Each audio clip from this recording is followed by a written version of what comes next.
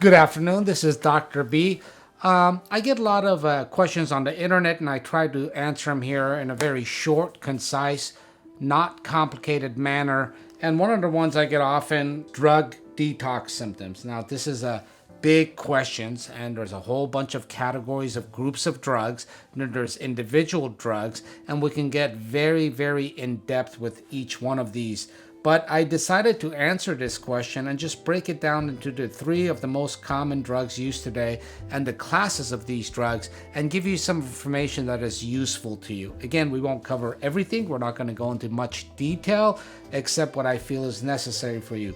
The three drugs the three class of drugs that we will discuss today is 1, sedative-hypnotics, 2, opiates, and 3, stimulants. Okay? I think these cover a lot of the substances being abused out there, and I want to give you some useful information and understanding so it takes away some of the mystery, some of the medical concerns, and gives you a rule of thumb to know about. Again, for more specifics, consult your physician, and I will do the best I can here. Let's start with the class of sedative hypnotic drugs. Sedative hypnotics, a lot of people don't know, include alcohol, benzodiazepines, and barbiturates. Okay, I'll skip the barbiturates, but let's say this since these are very common. Alcohol and benzodiazepines are the same class of medications. Okay, that being said, I often tell my patients taking a benzo is like taking alcohol in a pill. And the question we want to answer is, what are the drug detox symptoms for sedative hypnotics, and in particular benzodiazepines and alcohol? Interestingly, this is the only class of drugs that the detox from or abruptly stopping taking these medications can get you very sick and hospitalized. In addition, one could die from it. Now, over the years, we've gotten so good at managing the symptoms and withdrawal of these medications and this class of drugs that you don't see death too common, but it used to be common. So the most dangerous group of drugs, class of drugs to withdraw from, is the sedative hypnotic class. And within that class includes alcohols and benzodiazepines. A very common and popular benzodiazepine that is often used is Xanax. I'm not going to get into the treatment of it, but I'm going to get into the withdrawal symptoms. The withdrawal symptoms are horrible, both the short-term and long-term, but in terms of the short-term, worst case scenario, you can have seizures and you can have death. Please, again, I'll repeat that. From the class of drugs called sedative hypnotics, of which the particular drugs that are commonly abused include Xanax and alcohol, you can have something as bad as seizures, and you can even have death. What are the detox symptoms? Severe anxiety, severe dysphoria, hearing voices, sleep disturbances, very, very, very severe what's called autonomic disturbances. Essentially, that translates into rapid heart rate, very elevated blood pressure. It's a very uncomfortable feeling, okay? And in this class of drugs, depending on your age, depending on your other diseases, depending on your use pattern, these can be very dangerous to withdraw from. And the detox symptoms are, again, worsening anxiety, autonomic lability, which essentially means your blood pressure, your heart rate, your anxiety, your sweating is all over the place. You can have seizures, you can have death, you can have severe sleep disturbances, and I'm only right now talking about the acute detox symptoms. I'm not talking about long-term withdrawal symptoms. That's the class of drugs, sedative hypnotics. You want to be careful with that. You want to really, really be under supervised care. The next class I want to discuss is the opiate class of medications. That could be anything from your Norco to your oxycodone to your Suboxone. These are all under the class of opiates. Now, this is a very horrible acute withdrawal, often portrayed in movies and in all kinds of popular culture venues. You know, you see the movie Trainspotting. People talk about how horrible these withdrawals are. Again, I'm not going to talk about the management, the long-term management, medication. I'm just talking about the symptoms. And the symptoms seem horrible. Anxiety, sweating, severe body aches, okay? Nausea, vomiting, abdominal cramps. These are all the acute symptoms lasting for up to several days when you're coming off of opiates. Everybody knows these. Sometimes it's called the benz, okay?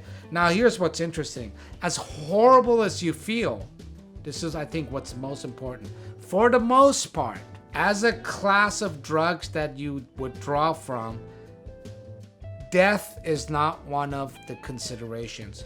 Of course, if you have a person that has other medical issues, something could here happen. But with the general withdrawal of opiate class of medication, severe disease, hospitalization to save your life, and death is not a consideration. I don't mean you don't need hospitalization to have medically managed withdrawal symptoms, and oftentimes people abuse these medications with other more dangerous medications such as Xanax. But in general, if I take a young healthy guy and he's withdrawing from opiates, yeah, it's a nightmare. Yes, he can certainly use some medical assistance in his withdrawal symptom management, which should be called withdrawal symptom management versus detox. And I think one of the ruling organizations just changed the name from Detox because that's a silly name. But nevertheless, you're not going to die from it, okay? I'm sorry, I should have included diarrhea in those set of detox symptoms. Finally, let's get to the class of drugs called stimulants. Stimulants nowadays, very common, methamphetamines, okay? Other ones are GAT, which many people don't know about, okay? Cocaine, which everyone knows about. Cigarettes, caffeine. These are all within the class of medications or drugs that are called stimulants, okay? And if you want to know what happens when you withdraw from these, the first most important thing I'm going to tell you, you're not going to die and you're not going to need severe medical attention. And I mean this in the most extreme way, and I'm not telling you not to get medical attention, but you don't, okay? When someone tells me alcohol or benzos, I get worried. I want to know their blood pressure, their heart rate. When someone tells me they're coming off of methamphetamines, I don't have much concern.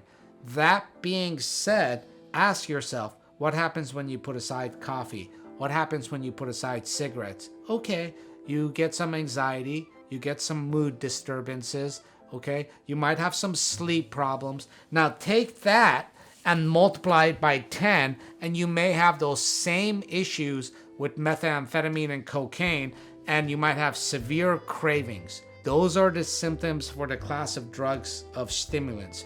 I'm going to add one other caveat to this. Oftentimes, for example, with stimulants in particular, a person taking it could have a secondary psychiatric disorder that declares itself something like it's dysphoria. Let's just call it psychosis, okay? This becomes very difficult to deal with because you don't know, and it's hard to tell nowadays, at least until you sort things out, whether the person has a primary psychiatric disorder, and this becomes very interesting, whether that disorder caused the stimulant abuse or the stimulant abuse is causing the manifestations and symptoms that would normally be characterized with, for example, schizophrenia.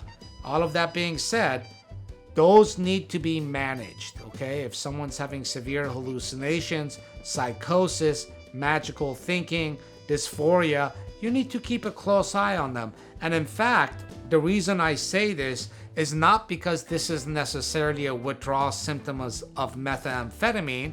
It could simply be that the methamphetamine has caused this. Now you got to watch it during the withdrawal, and or that secondary or co-occurring psychiatric disorder is in full-blown effect during this withdrawal period, and that needs to be kept a close eye on. In general, I just wanted to inform you of some of the drug detox symptoms of the most common class of drugs, and more specifically the most common medications within those classes, and point out to you the group that is the most dangerous to deal with, and that group is the sedative hypnotic class, which includes alcohol and benzodiazepines, which includes very common drugs of abuse, including Xanax. That class is a dangerous class to deal with in terms of the withdrawal symptoms of the detoxifications, which could lead to seizures and death, Otherwise, like I said, you have severe mood disturbances, sleep disturbances, autonomic lability, etc. that I've already went over. Then there's the opiates, which I went over. And then there's the stimulants, which includes everything from anxiety, mood disturbances, severe mood disturbances. And in fact, you should look for things like depression during stimulant withdrawal in the intermediate phase. If you'd like to know more about the pharmacological intervention of managing the acute withdrawal of some of these drugs, please click over here. In addition, if you want to know anything more about any of these particular drugs or any other drugs within this class or other classes, please click over here as well. Thank you very much. Have a great day.